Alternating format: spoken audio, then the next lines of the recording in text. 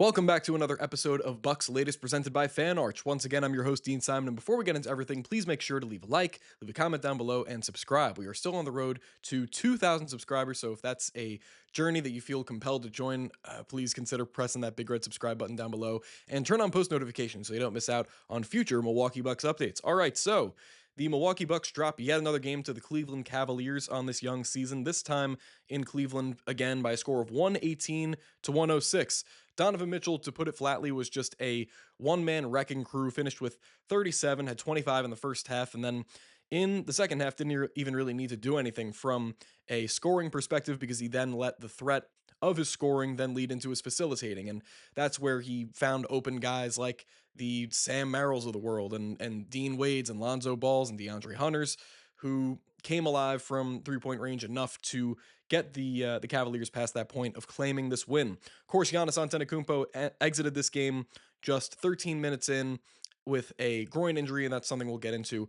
But the Cleveland Cavaliers just it felt and was obviously close throughout the first three quarters, but after the Bucks took a early 14-point lead, I feel like this is kind of the trap that the Bucks get themselves in, and this has happened countless times already throughout the first.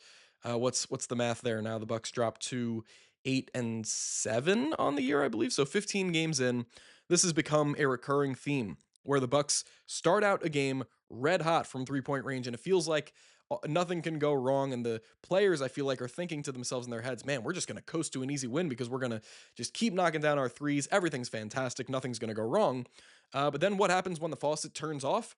No, everything changes because the entire time that they are shooting the skin off the ball, their defense is just not up to par. And then when that shooting tends to go away, their defense stays not up to par, and they keep letting teams come back after taking double digit leads and just letting teams completely take over because when that faucet turns off, they don't have anything else to kind of rely upon other than Giannis just putting his head down and bullying his way to the basket, or now that Ryan Rollins has assumed the starting point guard spot and he's been tasked with kind of doing the same thing, then you rely on him as well to do that. So this was just yet another classic case of the Bucks start out 5 of 7 from 3 and they take that early 30-16 lead, and it feels like they have all the momentum, and then once their shot stops going down even a little bit at the rate that it was before, then Donovan Mitchell and the Cavs just start getting into it because the Cavs, what you will see in this game, they ended up staying consistent and scored 100% of the time.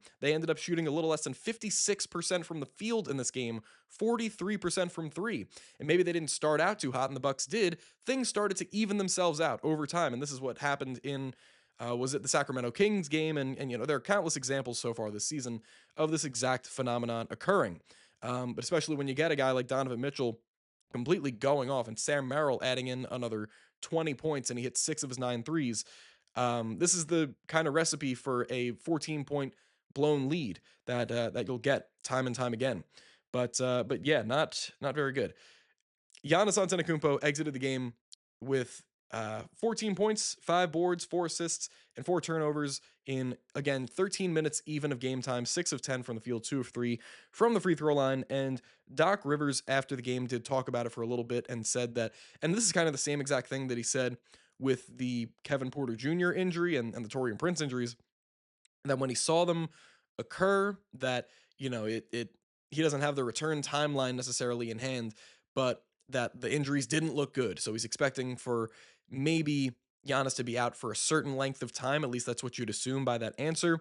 And as I said in the previous episode, this is a period of time, this stretch coming up, where it was the Cleveland Cavaliers, and the next game it's going to be the 76ers, another thing we're going to get into. But this upcoming stretch for the Milwaukee Bucks is a early season make or break kind of stretch where it's a bunch of great Eastern Conference foes like the Cavs, like the Sixers, like the Pistons, the Heat, the Knicks, that are all going to be coming up in a very short amount of time. And then you throw in also the Portland Trailblazers are going to be one of their next now 5 games and that's a team where you can't, wake up on the wrong side of the bed against them because they're a young up and coming team, incredibly great defensive young team that really you can't not take seriously. So this is going to be a very, very tough stretch. And if they don't have Giannis with an apparent groin injury for the next few games, this could really start going from bad to worse in terms of the you can't really say the overall season outlook because we're already, we're only what 15% of the way through the season. If my math is correct, I wasn't the greatest math guy in school, but this early in the season, you can't make kind of glaring generalities like that. But it's not going to look great. Otherwise, in this game, we saw Miles Turner with 15.7 boards and 3 steals, knocking down 4 of his 5 threes. AJ Green had 12 points, knocking down 4 of his 8 threes. Ryan Rollins, another fantastic game, 24 points, 5 assists, 3 boards, 5 of 10 from 3 point range for him. And this is another trend that you'll see with this game is that the Milwaukee Bucks shot 47.2% from 3 point range, but only shot 41.9% from the field. So when you're mixing the fact that they're not, maybe they're hitting their threes for consistent stretches throughout the game, and not hitting their twos, and also another classic Milwaukee Bucks effort where they're only shooting 11 of 15 from the free throw line and allowing the Cavs, while it wasn't a huge discrepancy, they were 15 of 21 from the line. They lost the rebounding battle, the Bucks did, by double digits once again. And surprisingly enough, they actually won the offensive rebounding battle by 3. It was 7-4, but the defensive rebounds, they lost 41-27. And that's just something that you can't make up. But you know what? We can kind of get into the fact that this is just no excuses once again. Even though Giannis didn't play, obviously, this entire game or even half of it, the fact that you have Miles Turner out there who has proven to not be a fantastic rebounder throughout the entirety of his career. You get a full game of Miles, and even if you get half a game or a little less than half a game of Giannis, that doesn't excuse the Milwaukee Bucks not being able to come in and kind of gang rebound even after Giannis exits to make that kind of discrepancy a little bit closer, especially on the defensive boards where you lose 41-27. The allowing the second chance opportunities to happen, and then it leads to Craig Porter Jr. layup or an open Dean Wade three or whatever the case. It just cannot happen much more than this. It's the kind of like hair tearing out type of plays that, if Doc Rivers had hair, you would imagine that you would see kind of patches on it throughout the game.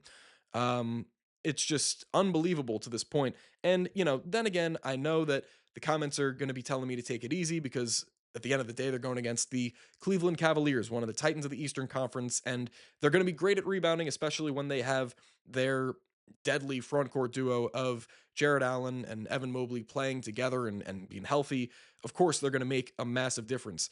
But I was kind of expecting more on the boards from, I don't know, Miles Turner for one. Kuz did a pretty good job, grabbed 2 offensive rebounds as well. Ryan Rollins had 3 rebounds in this one. Cole Anthony, who you didn't get much from him offensively other than the team high 8 assists, and granted, he was making some fantastic plays out there to find open 3 point shooters, had 4 points on the night, 2 of 8 from the field, didn't get really anything from him from a scoring perspective, but also 1 rebound. And this is from a guy that I've kind of complimented him in the past being a pretty underrated guard rebounder, or at least, for his size, for his height, being an underrated rebounder and an underrated defender, but the rebounding didn't really come through. Bobby Portis had 6 boards in this one, and Jericho Sims had 2 rebounds in 11 and a half minutes of play. Just not really gonna cut it. So I don't really understand.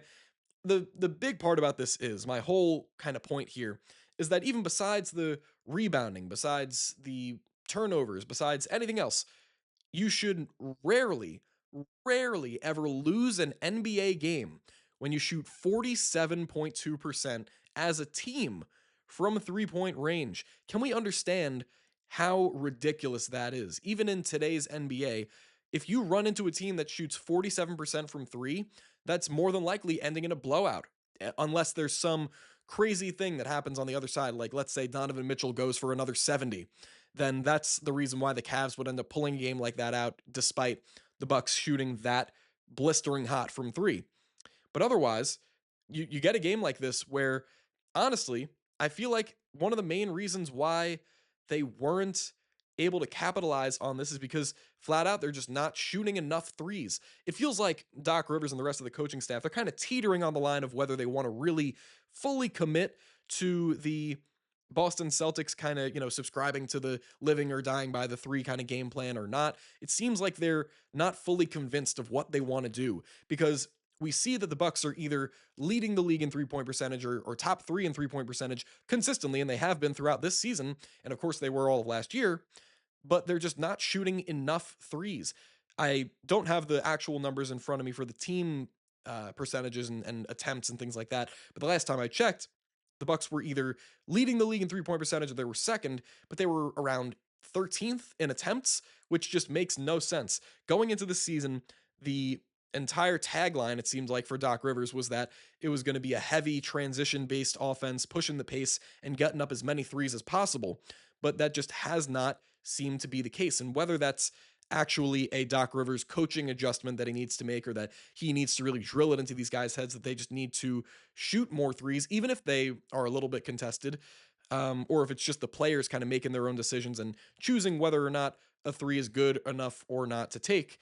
They just need to shoot more threes. I don't really know how else to put it, because you see team, and this is the way that the Celtics were so dominant in 2024 on the way to their title run, is because they subscribed to this live or die by the three, and they actually did it. They actually shot 50 threes in a game, or even upwards of 55, 60 threes in a game. And then when they hit 40% of those 50 threes, it would end in a blowout.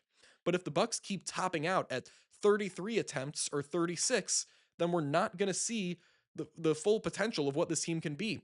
Even if some games end in a loss because they lived and died by the three. This is the point of living and dying by the three. I just don't get why it seems like Doc Rivers and this team, like they're kind of in between whether they really want to commit to being that team or not. You have the personnel, you have everything in front of you that you need. Be that team. What do you have to lose? I don't really understand, because you brought in and you've kept all this 3-point shooting, so maybe arguably the best collection overall of 3-point shooting talent in the NBA, and you kept it around for what? I don't really understand the thought process here.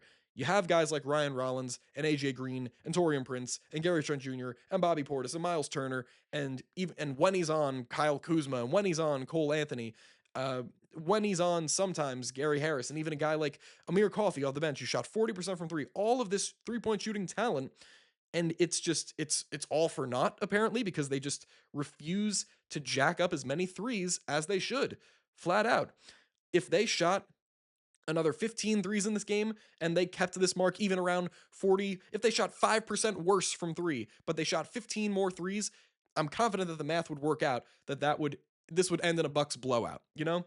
So that's just really my main concern. But this next contest coming up against one of the NBA's leading scorers in Tyrese Maxey, who, again, small sample size, only, I think he's maybe only played 12 or 13 games of the 76ers available games, but averaging 32 points throughout this beginning stretch, 45, 41 splits from the field and the 3-point line. He's a guy that can genuinely place top three in scoring, or if he keeps this up, he can maybe fight for the number one spot, or the scoring title. That's how I should put it.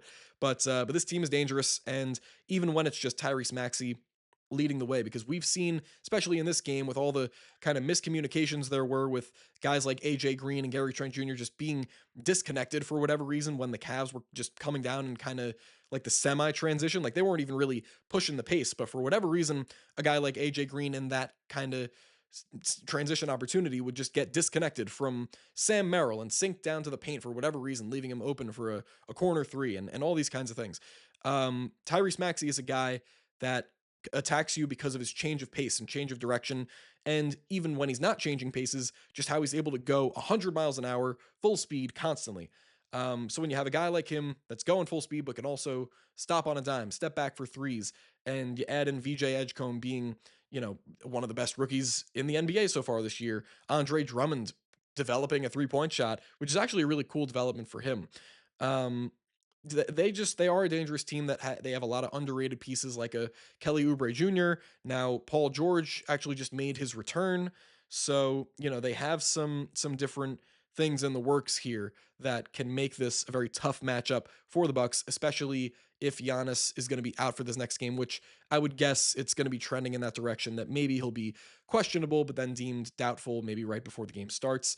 But another huge game in this stretch where it's going to be the Bucks' time to really prove that they belong in the top of the Eastern Conference. But as of right now, they are the 8 seed, and I believe they're going to drop to the 9 after the Bulls win over the Nuggets registers in the standings. So yeah, we got some things going on here, but hopefully the Milwaukee Bucks can power their way through this and come out with a few key wins over this next 5, 6 game stretch. But anyways, that'll be it for me today. Thank you very much for tuning into another episode of Bucks Latest presented by Fan Arch. Once again, I've been Dean Simon, and before you go, leave that like, leave that comment down below, and subscribe. Still on that road to 2,000, so if you want to join along, please do so, and turn on those post notifications. I will see you guys in the next one. Go Bucks.